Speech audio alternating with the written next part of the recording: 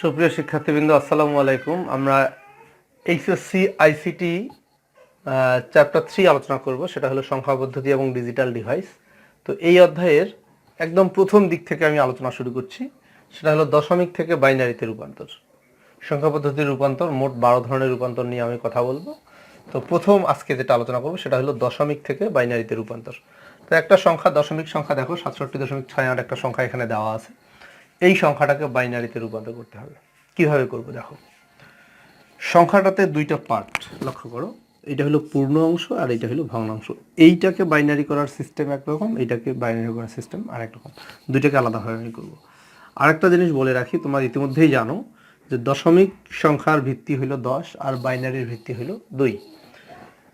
তো এখানে আমি পূর্ণ অংশ যে 67 আছে, এই 67-র বাইনারি করব কিভাবে।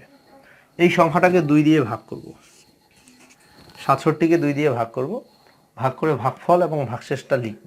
দেখো 67-কে আমি 2 দিয়ে ভাগ করছি, 2 দিয়ে ভাগ করে দেখো 3 দুগুণা 6, আবার 3 দুগুণা 6, 1। ভাগফল হলো 33, ভাগশেষ হলো 1। লক্ষ্য করো, ভাগফল 33, ভাগশেষ 1। তো ভাগফলটা আমি এখানে লিখব আর একটা টান দিয়ে ভাগশেষটা লিখব। এটা কিন্তু বিয়োগ চিহ্ন না, ভাগফলটা প্রথমে লিখলাম, ভাগশেষটা পরে লিখলাম। এখন এই 33-কে আবার ভাগ করব 2 দিয়ে। 2 দিয়ে কেন ভাগ করছি? যেহেতু আমরা সংখ্যাটাকে বাইনারিতে রূপান্তর করছি, বাইনারির ভিত্তি 2, সেই জন্য 2 দিয়ে ভাগ। এখন 2 দিয়ে আবার 33-কে ভাগ করি, 16 দুগুণা 32, 16 হবে এবং ভাগশেষ কিন্তু 1 থাকবে, ভাগশেষ 1। আবার 2 দিয়ে ভাগ করি, 2 দিয়ে 16-কে ভাগ করলে 8 দুগুণা 16, এবার কিন্তু ভাগশেষ নাই, শূন্য। ভাগশেষ যেহেতু নাই এই জন্য শূন্য। আবার 2 দিয়ে ভাগ করি, 2 দিয়ে 8-কে ভাগ করলে 4 হবে, ভাগশেষ কিন্তু নাই, শূন্য। আবার 2 দিয়ে 4-কে ভাগ করি, 2 দুগুণা 4, ভাগশেষ কিন্তু শূন্য। 2 দিয়ে এবার 2-কে ভাগ করি, 2-কে 2, 1, ভাগশেষ শূন্য। 2 দিয়ে 1-কে ভাগ করি, 2 দিয়ে 1-কে ভাগ করা যাচ্ছে না, দেখো কিভাবে ভাগটা করব। 2 দিয়ে 1-কে ভাগ, একবার যদি নেই তাহলেই কিন্তু পার হয়ে যায়। এক্ষেত্রে আমি কি করব, 0 বার নেব, তাহলে 2 0 0, এই যে বিয়োগ করে ভাগশেষ 1, মানে ভাগফল হলো 0, ভাগশেষ 1। ভাগফল হলো 0, ভাগশেষ হলো 1। এই বিষয়টা কিন্তু একটু মাথায় রাখিও যে কীভাবে করলাম। যখন ভাগফল 0 হয়ে গেল তখন আর ভাগ করতে হবে না, এইটার কাজ আমার হয়ে গেছে। এগুলো সাজাবো, আমি পরে সাজাচ্ছি, যে সংখ্যাগুলো ভাগশেষগুলোকে সাজাইতে হবে উপর থেকে নিচের দিকে, নিচ থেকে উপরের দিকে। তো এটা আমি পরে সাজাচ্ছি, একবারে পুরোটাই করব। এইখানে আমি এই অংশটার কাজ করব, 0.68। এটাকে কি করব, এটাকে যেমন 2 দিয়ে ভাগ করছিলাম, এইখানে আমি 2 দিয়ে গুণ করব। আচ্ছা, 2 দিয়ে গুণ করার পর এইখানে কি করব দেখো, এইখানে লিখব পূর্ণাংশ আর এই পাশে লিখব ভগ্নাংশ। বিষয়টা ক্লিয়ার করি। 0.68-কে 2 দিয়ে গুণ করব, গুণ করে যে গুণফলটা পাবো সেটার পূর্ণ অংশটা লিখবো এই সাইডে, ভগ্নাংশটা লিখবো এই সাইডে। তো দেখো 0.68-কে যদি 2 দিয়ে গুণ করি, 8 দুগুণা 16, 6, 6 দুগুণা 12, আর 1-এ 13, 1.38 হবে, এরকম একটা গুণফলটা আসবে। আবার দেখো 8 দুগুণা 16, 6, হাতে 1, 6 দুগুণা 12, আর 1-এ 13, হ্যাঁ 2 ঘর পরে দশমিক, 1.36, এটা কিন্তু 6।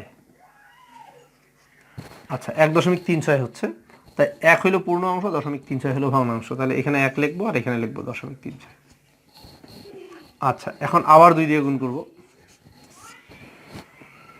2 দিয়ে গুণ করলে 6 দুগুণা 12, 2 হাতে 1, 3 দুগুণা 6, আর 1-এ 7, কোনো হাতে নাই, তার মানে এইদিকে 0, মানে 0.72।